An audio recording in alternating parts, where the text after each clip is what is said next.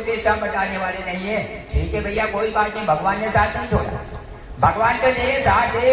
तू जो है सबने छोड़ दिया, पर तो भगवान ने तुझे नहीं छोड़ा है। तो भगवान राम की आराधना कर।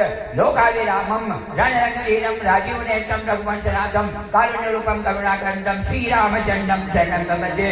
बोलो राजा राम। और राम का नाम नहीं निकला, क्या निकला? मरा। और मरा का उल्टा होता है राम।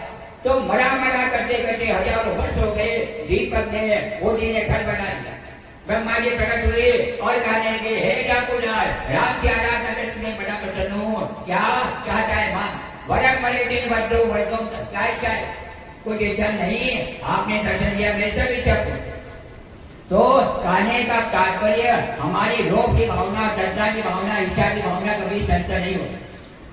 और देखिए, एक ध्यान रखिए, अपने मुख से मीठे वचन बोले, काका कृष्ण पिक कृष्ण को भेजो पिक काको, आगमे वसंते प्राप्ते काको काकप। कोयल कोयल दोनों काले, परंतु कोयल मीठी आवाज। तो ध्यान रखिए, कोयल के समान मीठी। मेरे दो बजे क्या कहा था? अरे अंडे की औलाद अंडी होती है, महाभारत में तो यदि दुर्वचन नहीं कहती तो महाभारत का युद्ध नहीं होता। और सीता ने कहा, बड़ा सुंदर लगे। तो भगवान उसकी बात में आ गए और जो है क्या परिणाम सीता गणवा राम रमन का युद्ध हुआ। तो कहा जाता है, असंभवम हे मगस्य जन्मम तथा पे रामो लुलुबे मनायो प्रायः समापन में प्रतिकाले जीवो के वंशम स्वर्ण काम रघुना असंभव ना तो बात ना होगा तो हमारी माया। भगवान राम हो गए, अपनी पत्नी की मान ली, क्या परिणाम हुआ? राम रमन का युद्ध हुआ। तो कहा जाता है, एक महिला एक बात सुन लो और मुझे कल उत्तर देना। काहन तेरिया कर सके, काहन सिंधु समाज, काहन पावक में जरे, काहन काल था। ऐसा कौन सा काम है जो माता बहने नहीं करती? काहन ऐसे कर सके, काहन सिंधु समाज, ऐसी कौन सी वस्तु था समझ में नहीं आती? और ऐसी कौन सी वस्तु जिसकी आग भी नहीं जला सकती, जल भी नहीं जला सकती?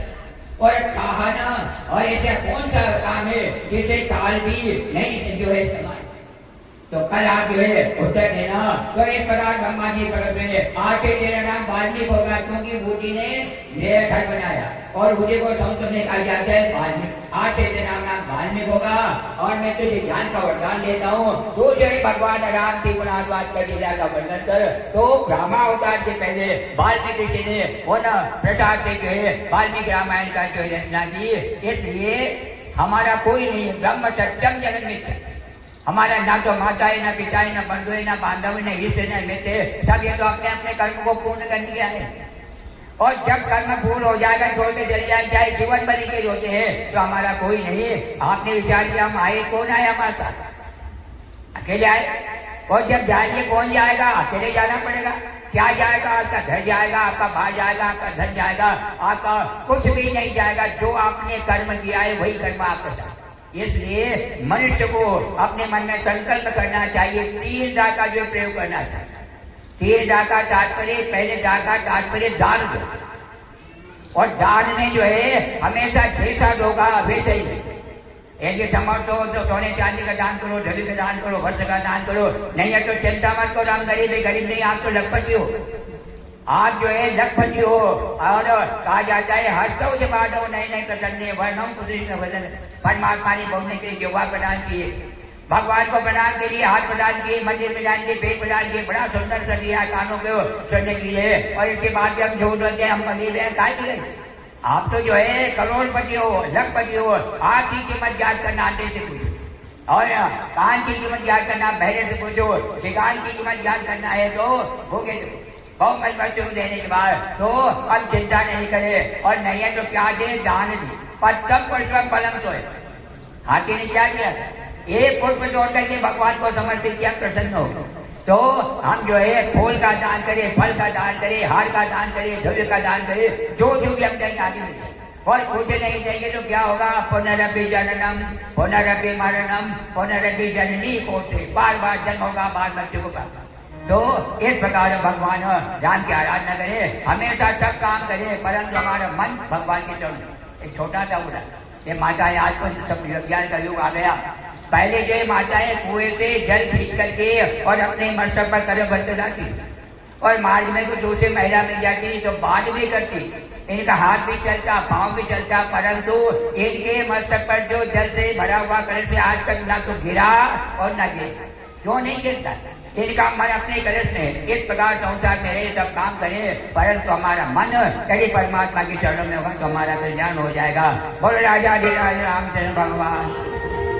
श्रीमद् भागवत पुराण की एक श्लोक याद है। भारतो पंचमो वेद सुपुत्रो सप्तमो रस दाता पंचरसम ग्रंथम जामातो दशमो। वेद तो चार है, ऋग्वेद अथर्ववेद सामवेद, परंतु पांचवें वेद के समान श्रीमद् भागवत। भारत पंचमे वेद सुपुत्रो सप्तमो रस, और सुपुत्र होगा रस से होते 7 रस के समान होगा। जैसे आपने दूध का चाहा, कल्याण हो गया। और जो है कैसा पुत्र प्रकट किया कि भगवान का प्रभु, तो सुपुत्र जो है चंद्रमा के समान होता है। चंद्रमा उदय राज्य का अंधकार समा, और हजारों जो तारे मूर्ख पुत्र के समान घूट नहीं है। और चार करने वाला पंचवेदी के समान होता है। देवता ने समन वचन किया, 14 रत्न निकले, परंतु धानी जो होता है वो पंचवेद के समान होता है। इसलिए मनुष्य को जो है देना है। और जामा तो डटमोक रहा, देखिए अब सब जमाई है, कोई भी चेहरा नहीं जो जमाई नहीं है। तो जम और जमाई ये बड़े दोस्त है, और ये कभी खाली नहीं जाते। जब भी आता तो प्राण को ले जाता है, जमी आता है लड़कों को ले जाता है। परंतु यदि जमाई नहीं तो ब्रह्मा जी के सर से रुक जाता। चाहे बोले इनके विवाह में इनके चरणों का पूजन होता है, इन्हें हार दिया जाता है, श्रीफल दिया जाता है, जम के समान आता है।